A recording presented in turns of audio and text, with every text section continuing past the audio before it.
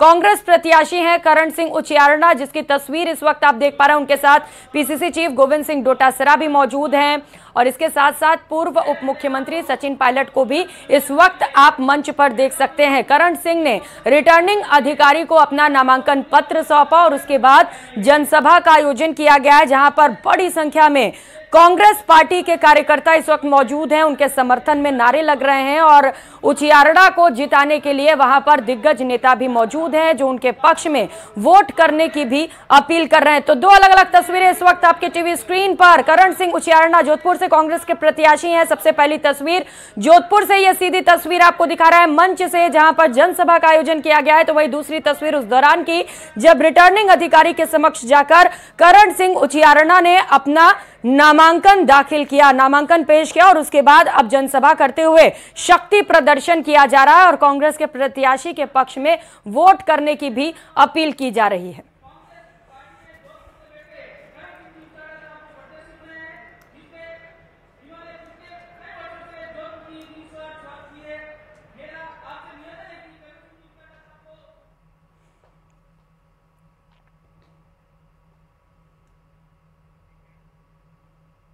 तो लोकसभा चुनाव के लिए प्रत्याशियों के नामांकन का दौर जारी है। आज बीजेपी और कांग्रेस के प्रत्याशियों ने नामांकन दाखिल किया। पहले तस्वीरें हमने आपको दिखाई जहां पर करण सिंह उचियारना ने अपना नामांकन दाखिल किया, कांग्रेस के प्रत्याशी हैं।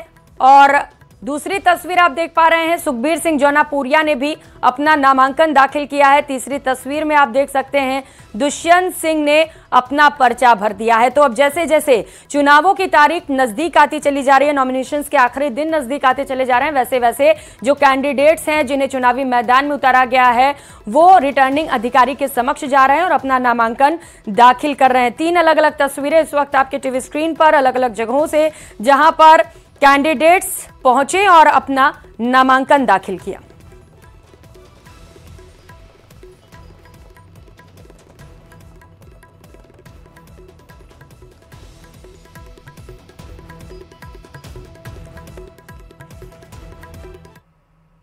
तो तस्वीरें लगातार आपको दिखा रहे हैं जहां पर कैंडिडेट्स अपना नॉमिनेशन फाइल कर रहे हैं और इसी से जुड़े एक और बड़ी खबर आपको बताते चले। झालावाड़ से खबर है जहां पर दुष्यंत सिंह ने अपना नामांकन दाखिल कर दिया है। कलेक्ट्रेट आरओ दफ्तर में उन्होंने अपना नामांकन दाखिल किया। तस्वीरें आपको दिखा रहे हैं, आरओ अजय सिंह राठौड़ के समक्ष उन्होंने अपना नामांकन पर्चा भरा।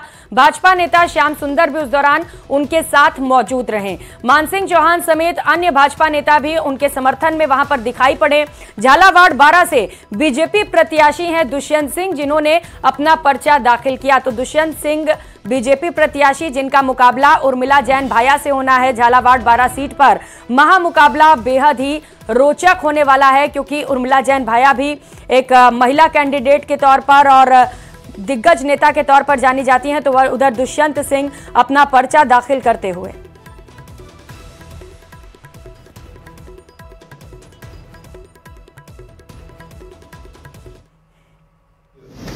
माननीय प्रधानमंत्री जी ने और पार्लियामेंट्री बोर्ड ने मुझे एक बार फिर से मौका दिया है।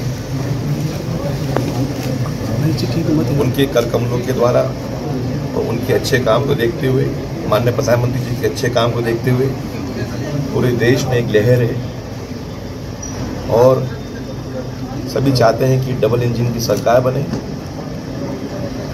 माननीय प्रधानमंत्री जी फिर से 4 जून को फिर से देश के प्रधानमंत्री बने और भाजपा विकसित भारत 2047 तक जो माननीय प्रधानमंत्री जी की जो मंशा है उसको हम अंतिम छोर तक पहुंचाएं। और प्रधानमंत्री जी की ये भी कहा है कि इस बार 400 पार, और ये इसलिए हुआ है क्योंकि उनने 10 साल में जो परिवर्तन के काम किए हैं उनको देखते हुए पूरे देश में एक लहर है और झालावाड़ 12 में भी है। और लोकसभा चुनाव से जुड़ी एक और बड़ी खबर का रुख करते हुए प्रधानमंत्री नरेंद्र मोदी का आज राजस्थान का दौरा रहने वाला है। राजस्थान में प्रचार अभियान का आगाज करेंगे प्रधानमंत्री नरेंद्र मोदी। कोटपुतली में जनसभा को भी संबोधित करेंगे। जयपुर ग्रामीण और अलवर सीट को प्रधानमंत्री नरेंद्र मोदी द्वारा साधने की कोशिश की जाएगी। 2:45 पर जनसभा को प्रधानमंत्री नरेंद्र मोदी संबोधित करेंगे। तो कुछ ही समय में राजस्थान पहुंचेंगे प्रधानमंत्री नरेंद्र मोदी और उसके बाद 2:45 पर जनसभा का आयोजन किया जाएगा, जहां पर प्रधानमंत्री नरेंद्र मोदी मन से चुनावी हुंकार भरेंगे और मंच से निश्चित तौर पर कांग्रेस पर निशाने साधेंगे और जमकर जो केंद्र की योजनाएं हैं उनका भी बखान किया जाएगा। तैयारियां बेहद पुख्ता कर ली गई हैं। भारतीय जनता पार्टी की ओर से बड़ी संख्या में वहां पर लोग पहुंचे, भीड़ जुटाई जा सके, इसे लेकर भी बेहद खास इंतजाम किए गए हैं। पुलिस और प्रशासन भी इसे लेकर पूरी तरह से अलर्ट मोड पर है। तो प्रधानमंत्री नरेंद्र मोदी राजस्थान से चुनावी रण में उतरने वाले हैं और यहां पर वो हुंकार भरेंगे, जीत का दम भरेंगे। बेहद खास तस्वीरें निकलकर आज सामने आने वाली हैं, क्योंकि प्रधानमंत्री नरेंद्र मोदी जहां भी जाते हैं उनका मैजिक दिखाई देता है। प्रधानमंत्री का जादू ऐसा होता है कि चारों ओर सिर्फ और सिर्फ मोदी मोदी के नारे लगते हैं। और आज जब प्रधानमंत्री नरेंद्र मोदी राजस्थान पहुंचेंगे तो कुछ ऐसी ही अद्भुत तस्वीरें निकलकर सामने आएंगी। सहयोगी बाबूलाल धाल इस वक्त सीधे हमारे साथ जुड़ चुके। बाबूलाल, बेहद खास दौरा प्रधानमंत्री नरेंद्र मोदी का, चुनावी शंखनाद करेंगे राजस्थान से, क्या तैयारियां देख पा रहे हैं? जी, कोटपुतली में अपार जनसमूह उमड़ रहा है इस वक्त। जहां पर सभा स्थल है वहां देखिएगा दूर दूर तक खचाखच भरा हुआ पंडाल और बड़ी संख्या में लोग इस वक्त सभा स्थल की तरफ उमड़ रहे हैं। इसका मतलब ये है कि पीएम मोदी के आने में भी काफी टाइम है, लेकिन उससे पहले ही पंडाल भर गया है। बहुत कम जगह बची है और अब माना यही जा रहा है कि जब तक पीएम आएंगे बहुत सारे लोगों को बाहर खड़े रह करके उनको सुनना पड़ेगा। तेज गर्मी है, इसके बावजूद भी जनता के जोश में कहीं कोई कमी नहीं है। बड़ी संख्या में महिलाएं भी यहाँ आई हैं, उनसे हम बात करेंगे और जानेंगे कि आखिर किस तरह से प्रधानमंत्री को सुनने के लिए आप आए हैं और कैसा लग रहा है आपको। मोदी जी आ रहे हैं कोटपुतली की धरती पर। हाँ जी, हम बेहद उत्साहित हैं अपने माननीय प्रधानमंत्री जी को लेकर, और ये लोगों का उत्साह भी देखो देखते ही बन रहा है, जिस तरह से वो नारेबाजी कर रहे हैं मोदी को लेकर। और अब राजस्थान की धरती को जैसे मोदी जी के पावन चरण यहाँ पे बढ़ रहे हैं। क्या लगता है महिलाओं में इस बार इतना जोश क्यों दिख रहा है? महिलाओं में इस बार इसलिए जोश दिख रहा है क्योंकि मोदी जी ने हमारे लिए एक दमदार स्टैंड लिया है 33% आरक्षण देकर। हाँ जी, तो इससे हम बेहद ही उत्साहित और बेहद ही गौरवान्वित महसूस कर रहे हैं। अच्छा, वोट पड़ेगा तो अधिकांश महिलाओं का वोट क्या बीजेपी को ही जाएगा? हाँ जी, जैसा कि आपने नोट भी करा होगा, जो विधानसभा इलेक्शन हुए थे उसमें 50% महिलाओं ने वोट किया था बीजेपी के लिए। तो सेम मुझे लग रहा है लोकसभा में भी रिपीट होने वाला है। ठीक है बाबूलाल, बेहद उत्साहित लोग वहां पर नजर आ रहे हैं। प्रधानमंत्री नरेंद्र मोदी जब वहां पर पहुंचेंगे तो निश्चित तौर पर जोश डबल होने वाला है। आप नजर बनाए रखिएगा उनके दौरे पर। बहुत शुक्रिया फिलहाल आपका तमाम जानकारियों के लिए। और अब एक नजर डाल लेते हैं 5 मिनट में 25 परीक्षा से जुड़ी इस वक्त की सबसे बड़ी खबर आपको बताते चले। 15 से 20 ट्रेनी एसआई को पूछताछ के लिए डिटेन किया गया है। सभी को पूछताछ के लिए लाया गया है एसओजी मुख्यालय। ADG B K Singh, DIG Paris Deshmukh के सुपरविजन में इस कार्रवाई को अंजाम दिया जा रहा है।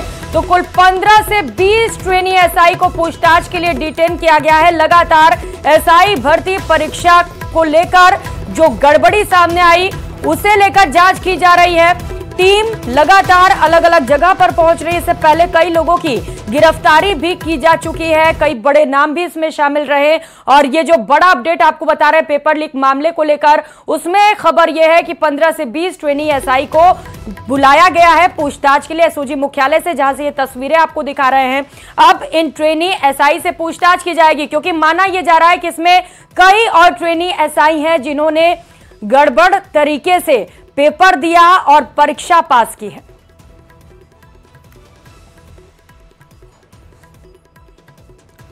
और जयपुर से सहयोगी विष्णु शर्मा इस वक्त सीधे हमारे साथ जुड़ चुके हैं। विष्णु, बड़ा अपडेट मिल रहा है पेपर लीक को लेकर। 15 से 20 ट्रेनी एसआई को बुलाया गया पूछताछ के लिए, क्या प्रोसेस चल रहा है इस वक्त वहां पर? देखिए Priyanka, Rajasthan police sub inspector भर्ती परीक्षा 2021 के मामले में करीब एक महीने पहले खुलासा हुआ था कि परीक्षा का पेपर लीक हुआ था और लीक होकर के इसका जो मुख्य जो सरगना था वो था जगदीश बिश्नोई, जिसने जयपुर के ही एक परीक्षा केंद्र से इस पेपर को आउट करवाया था। और उसके बाद जब अब तक करीब 15 ट्रेनी सब इंस्पेक्टर्स को एसीबी गिरफ्तार कर चुकी है। फिलहाल वे सभी न्यायिक अभिरक्षा में। उसके अलावा 4 नकल माफिया भी एसओजी की गिरफ्त में आए थे। एसआईटी ने उन्हें गिरफ्तार किया था और करीब रिमांड पर लिया गया था 14 दिन तक। उसके बाद जब उनसे गहनता से पूछताछ हुई तो उस पूछताछ के बाद अभी भी वे नाम सामने आए जो कि इस वक्त राजस्थान पुलिस अकादमी में ट्रेनिंग कर रहे हैं सब इंस्पेक्टर्स।